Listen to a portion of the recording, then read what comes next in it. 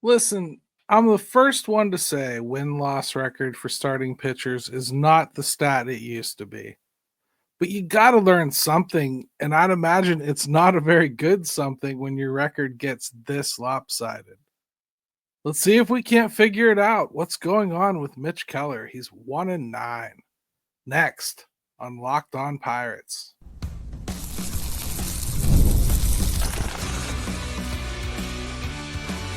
You are Locked On Pirates, your daily Pittsburgh Pirates podcast, part of the Locked On Podcast Network, your team every day. This episode is brought to you by Monarch Money. Take control of your finances with Monarch Money.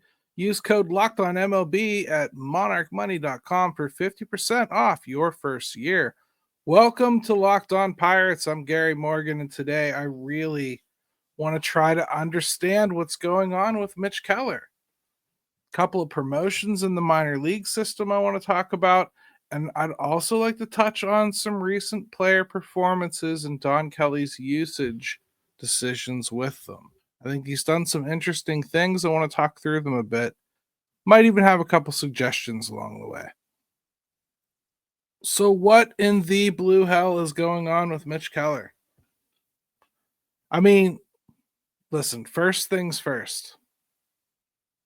This was another quality start. Pirates lost 3-2, of course, to the Marlins, and Sandy Alcantara was great and all that. Yeah, I'm sure you guys watched it. O'Neal Cruz home run, Brian Hayes home run, yay. That's the game. But Mitch Keller is a much bigger story than that. Another quality start that should put your team in a position to win most nights.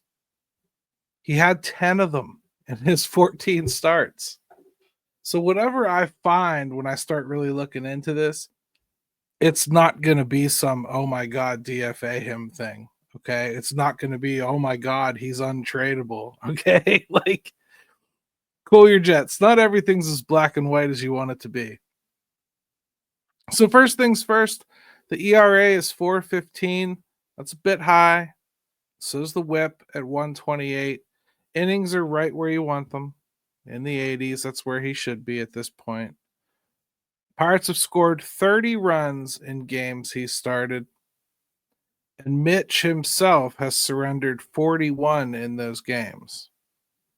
So the 30-run figure is for the entire contest, even after Mitch Keller's out of the game. And the 41 runs is just what Mitch has surrendered. So he hasn't done himself any favors either, okay? He hasn't gotten great run support, but there were a couple fours in there, a 5, and there were opportunities that were left on the table that were really on nobody but Mitch, and I do think that's important to mention, because as we go through these overall numbers, I think largely what you're going to find is Mitch has been pretty good. But the Pirates have only won 3 games Keller pitched this season. That's not good for somebody that you're paying to be your ace not 2 years ago, before you knew Paul Skeens existed. Okay? In general, I can honestly say all of his pitches move better this year than they did last season. Almost completely eliminating the cutter has helped. The issue is what he's calling a slider, not to be confused with the sweeper. Well, it might as well be a cutter for all it moves. It doesn't move enough to be a slider, if you ask me. The cutter was an unsuccessful pitch for him. I think it got him into a lot of trouble thinking he could sneak it in there. I think he's doing the same thing with the slider. And while it does move a little more, it's got less velocity than the cutter, so it's almost just the same thing. It's just not a great pitch. We'll talk a little bit more about what maybe I think he could do with that later, but his exit velocity is at league average.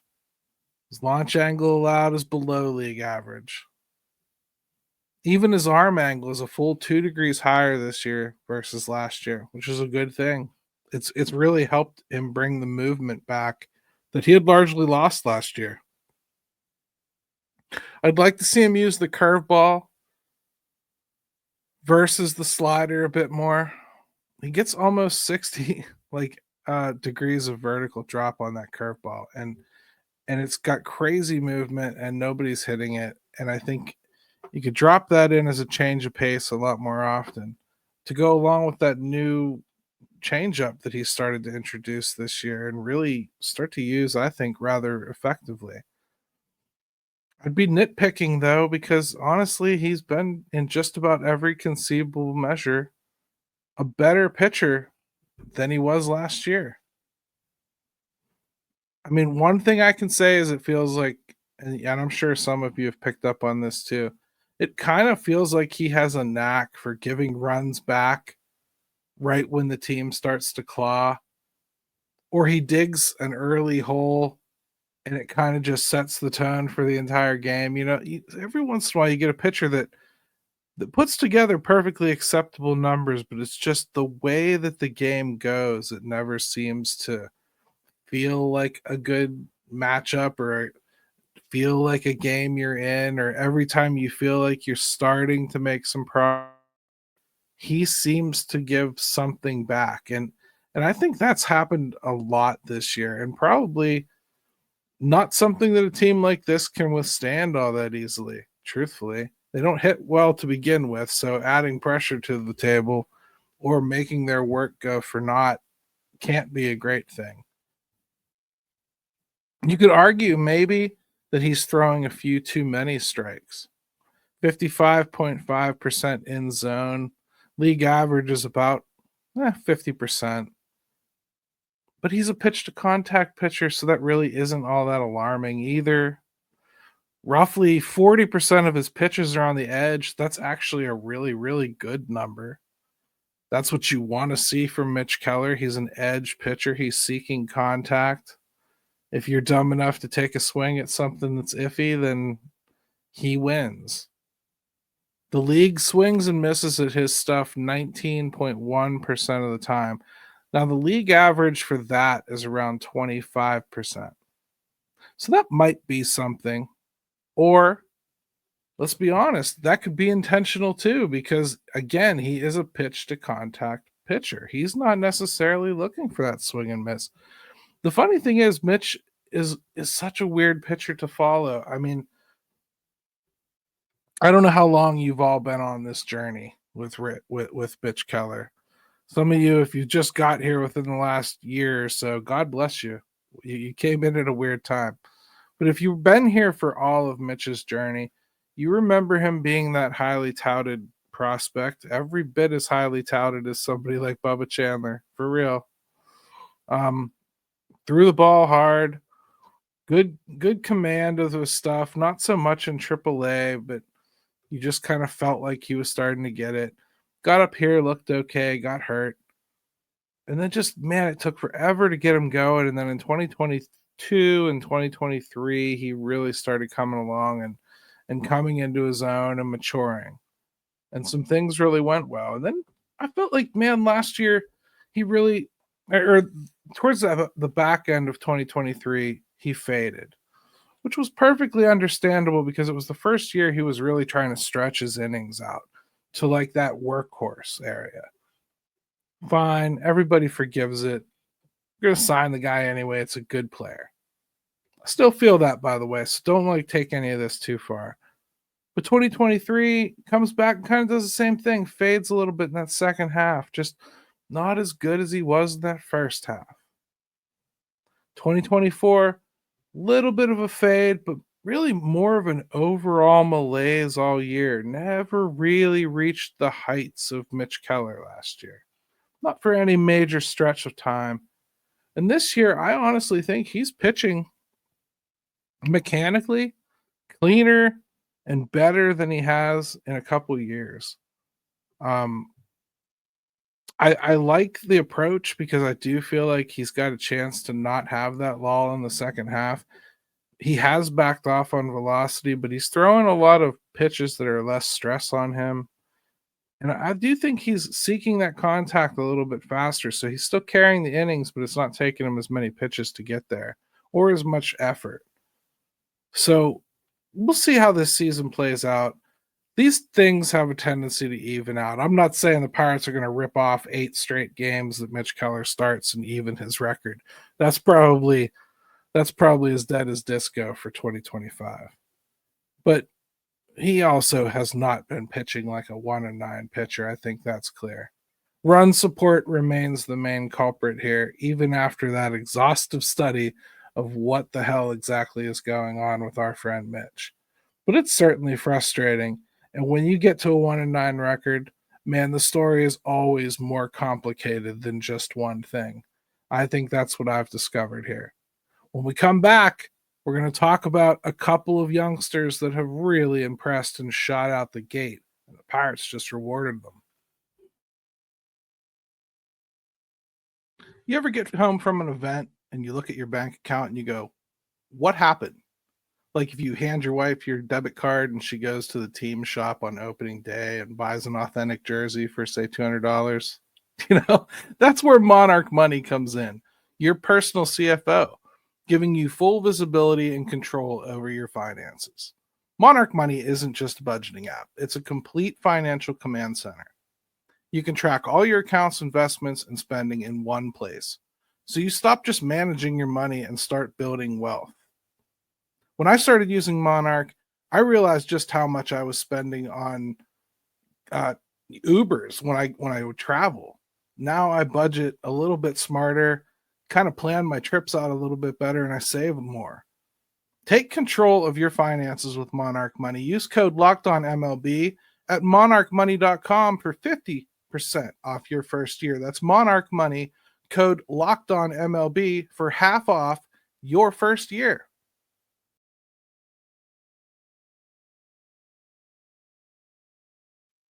All right, hey, welcome back to Locked On Pirates. Hey, do me a favor and subscribe and hit me with a like and drop me a comment. I really do want to read your comments on the show as often as I can. I think the more involved in the show you guys are, the more apt you are to come back every day. And I think that's a good relationship starter.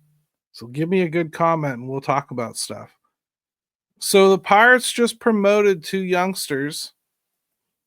Connor Griffin and Will Taylor both got promoted from low A Bradenton to high A Greensboro. And this is a good thing. I don't think that they have to rush guys through this system, and I don't think that's what they're doing.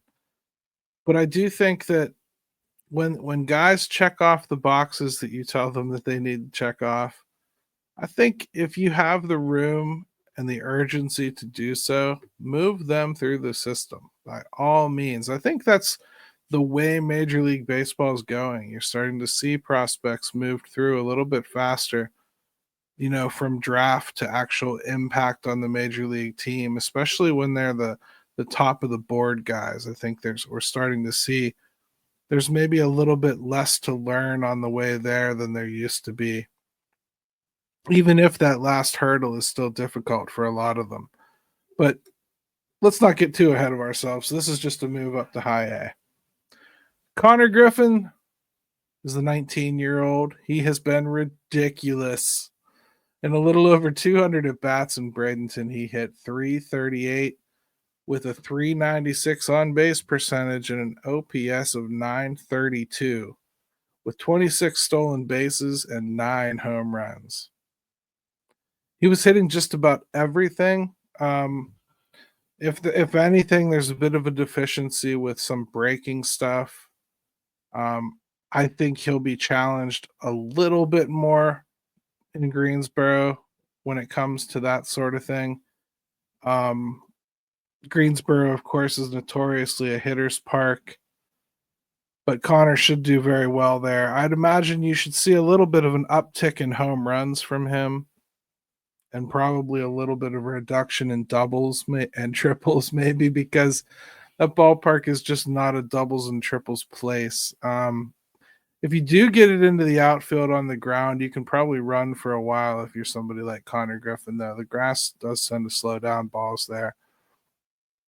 I don't know. I'm glad that he got the promotion. I'm excited about it. I don't know how long his stop in Greensboro would be. I would imagine I think I outlined that I thought he could probably handle 2 levels a year pretty well. I would think they'll probably stick it out with Greensboro. If anything, they've got a few other guys they want to promote up to Greensboro, and Greensboro's record's pretty good. They've got a good chance to be in the playoffs if they keep playing this way. So they might want to get Connor a little bit of experience there too. That's always good for the youngsters. And I think he would probably do well to stay in Greensboro. You can always move straight to Altoona at the beginning of next year, and that leaves the door open for AAA next year. And once you're in AA, all bets are off. You could go to the majors at any time. So we'll see what the rest of his progression looks like. Again, I don't want to get too far ahead of myself, but certainly a well-deserved promotion to Greensboro for him, and I'm excited to see how it progresses. He looks every bit the part, though.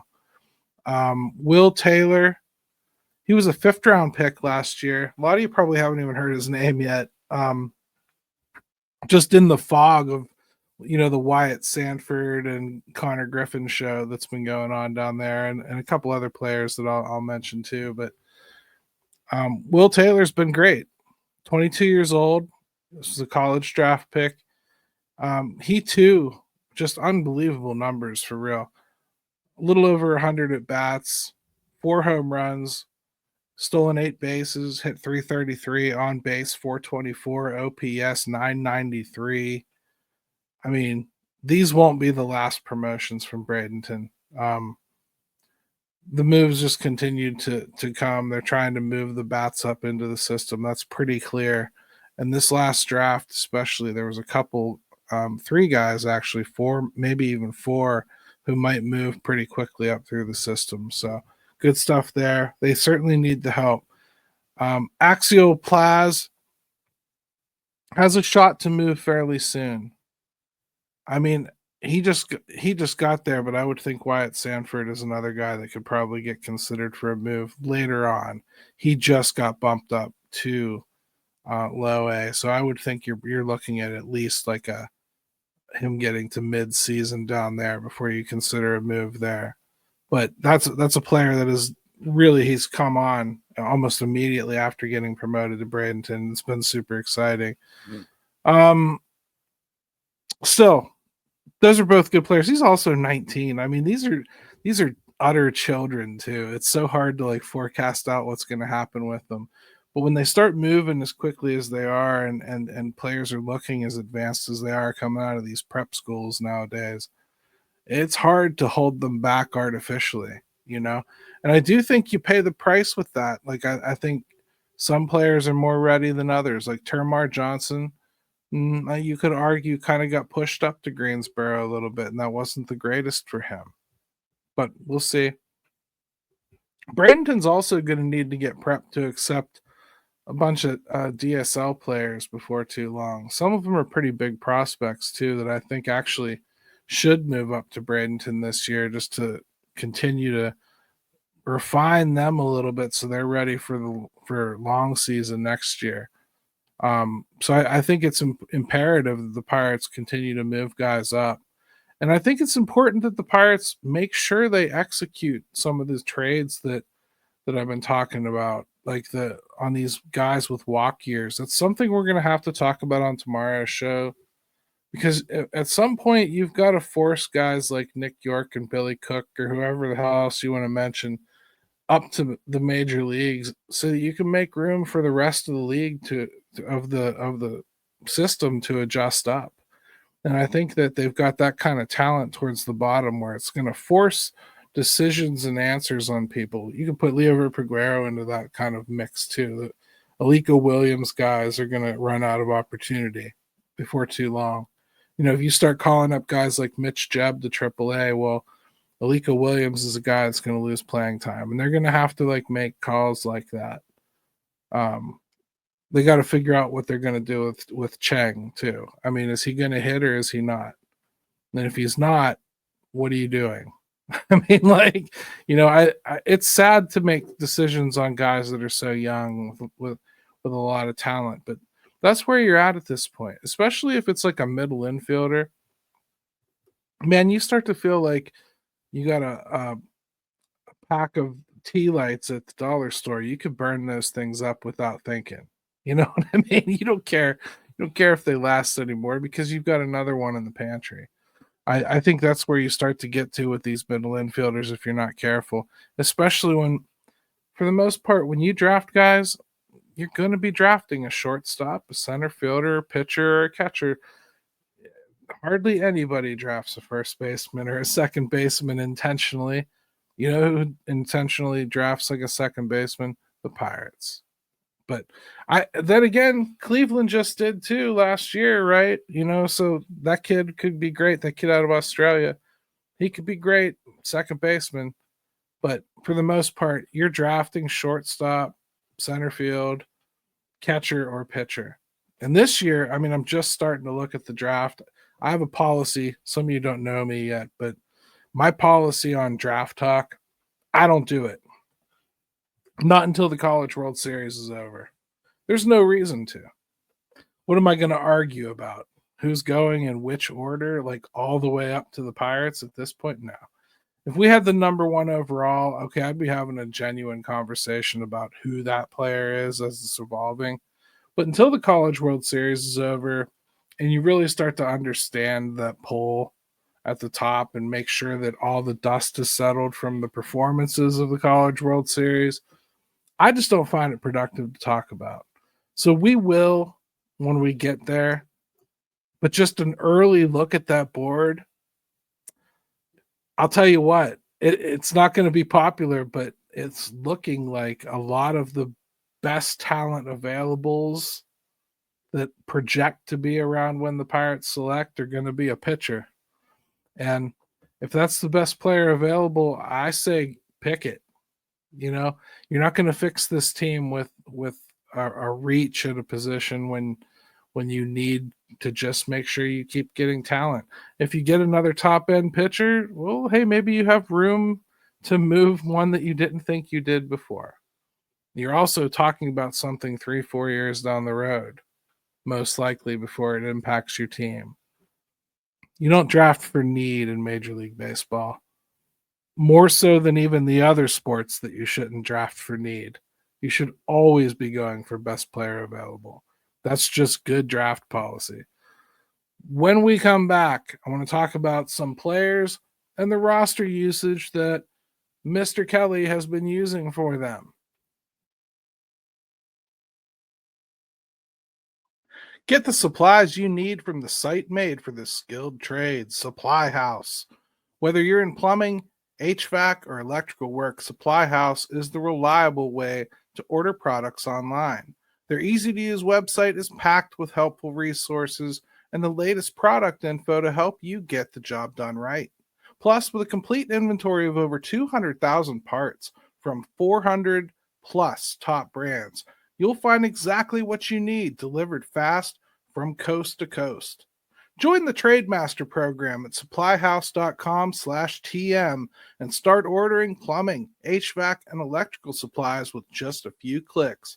Plus, use promo code SH5 for 5% off your first order. That's supplyhouse.com.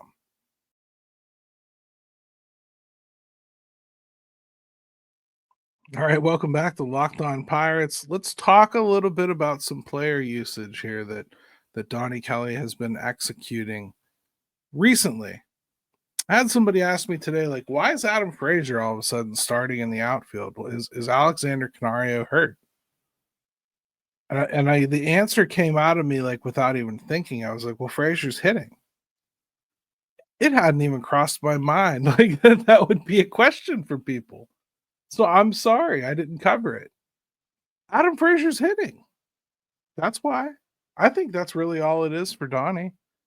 To be honest with you, I think that's why Don Kelly was using Tommy Pham a little bit more recently instead of Canario, because Canario had kind of gone into a little bit of a funk where, you know, he's always a free swinger. And I think that works as long as it's working. But when a guy like that starts to have the free swinging kind of start causing a lot more strikeouts than it's causing like early swings and contact and base hits and and energy and getting on the bases and running around, I think it leads to frustration quickly. And Alexander Canario was getting to that point where he was just flailing a lot. I also said something about Alexander Canario probably last week on the show. I like a lot of what he's done. I think he's hitting okay and everything, but where is the power? If he's not providing that power, well, you know what? He's not better than Adam Frazier out there. I mean, like, Adam Frazier is hitting. You can call it a phenomenon. You can call it a death rattle. You can call it whatever you want. I don't care if it's voodoo magic or if he has something in his blood where he hits like an all-star for the Pirates and can't hit for anyone else. Much like Andrew McCutchen, who is not playing like a 38-year-old. Adam Frazier is not playing like a guy that we all wrote off for dead. He is playing some great baseball. And I mean defensively. In the outfield, he's actually played really good ball. In the infield, he balled out. He's honest to God bailed this team out for poor planning with Nick Gonzalez getting hurt. And he played good baseball. He's hitting the ball to all fields. His spray chart is ridiculous. I mean, it's literally all over the field. It's just a hit machine. And it's what we saw in his All-Star year, and I'll keep harkening back to it. I'm not trying to sit here and pitch for Adam Frazier to make the All-Star game this year, but I am telling you, this is the way he's been hitting this last month. That's the way he hit that season. That's what got him sent to the All-Star game. He was that good. And he's that good right now. So, I mean, if you want Don Kelly to win, you got to drop your wish to see Canario play every single day and let him play the hot hand. That's what we want, right? That's what we said we wanted. And I think, Tommy Pham and Alexander Canario, well, unless they're facing a lefty, they're probably SOL for a minute. I'm sorry. Maybe that's not fun for everybody. Maybe you think it's more important to see Canario than it is to see Adam Frazier right now.